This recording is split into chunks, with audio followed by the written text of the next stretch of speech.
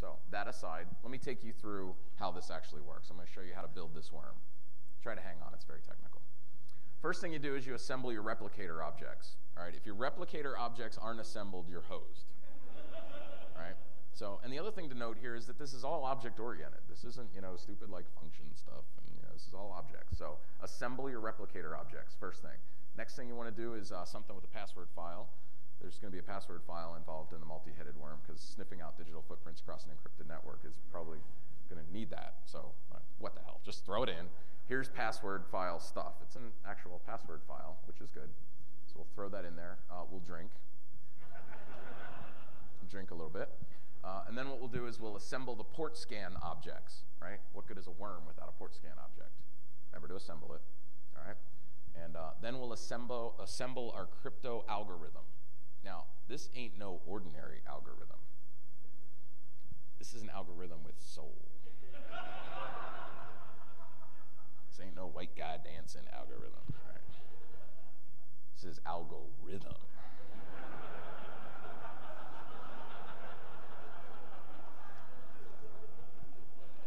I mean, it's one thing to like throw down code, but to throw it with style. All right. So what we do is drink a little bit more and assemble our transmitter objects. The worm needs to transmit, right? So there you go. Got your transmitter objects. And then we'll actually compile all the objects. See, we're getting closer. We will drink a little bit more. Stand up because we have to go to the bathroom so bad from drinking so much. And here is the finished product. Look at that. Multi-headed worm to sniff out digital footprints across an encrypted network. I mean, I could have just made the talk digital footprints in an encrypted network. That sounds like a BlackHat talk to me. It's like, wow, what is that? No clue, but here's what it looks like in action.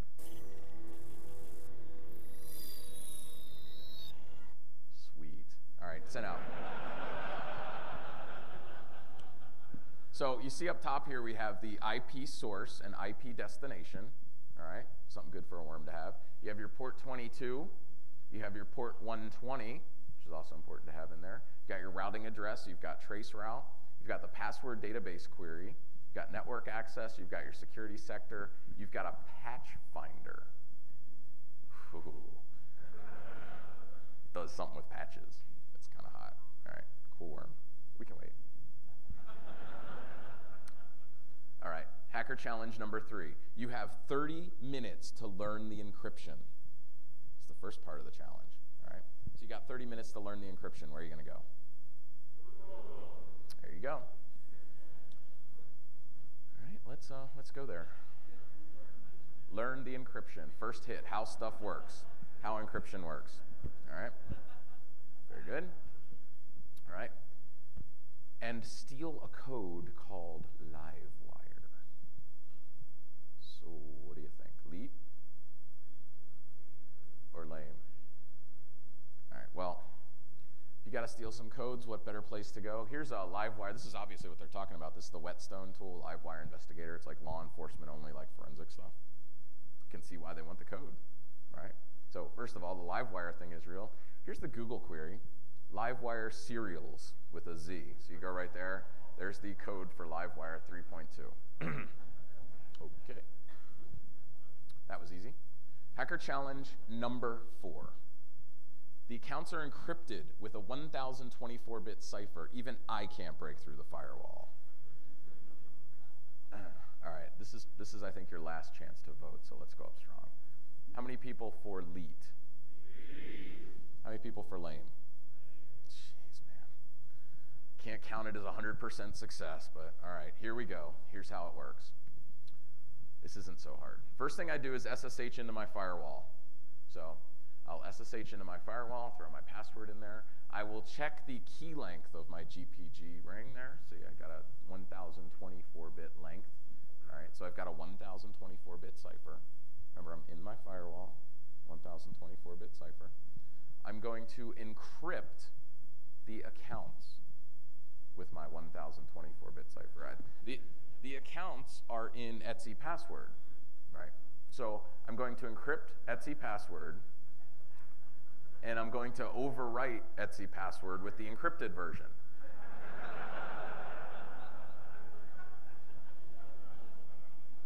Encrypted the accounts with the 1024-bit cipher. And then I hack-proof the firewall.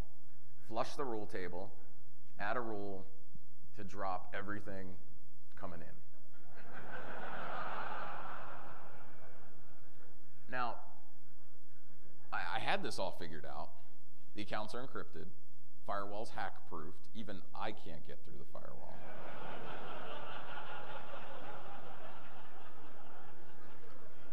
But the weirdest thing happened when I threw that last command, and I still can't figure it out. Just lost my session.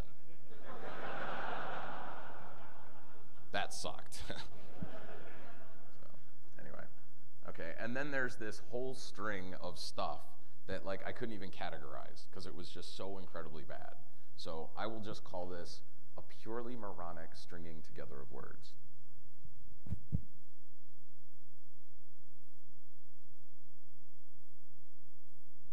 In a purely moronic stringing together of words, in a purely moronic stringing together of words, in a purely moronic stringing together of words that many of the studios term as prose.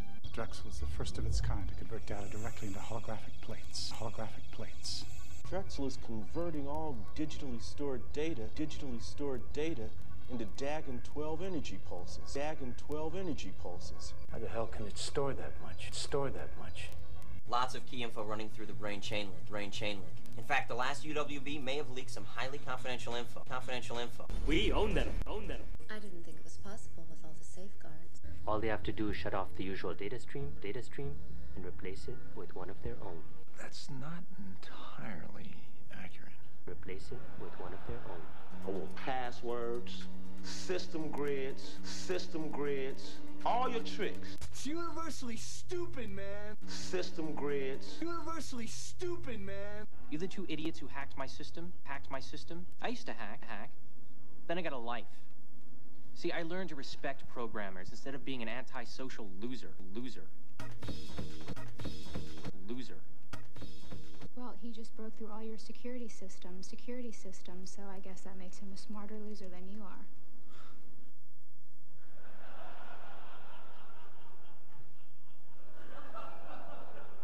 That's just what it all boils down to, isn't it? Just got to be a smarter loser than the other guy. All right, so thanks to God for the gift of life, my family for the gift of love, and my kids for the gift of laughter. Thanks to my friends for filling in the blanks. Thanks for you guys for standing and cramming into this room. A couple last words. I'm going to post the media list when I get back from the trip. I'll post it on my website, johnny.ihackstuff.com, so that you guys can take full advantage of just all of this fun. Also, don't forget on my main page we have links to Amazon to help out the Uganda Fund. Also, guys, fill out those feedback forms if you want to try to get maybe a bigger room next year. So, thank you.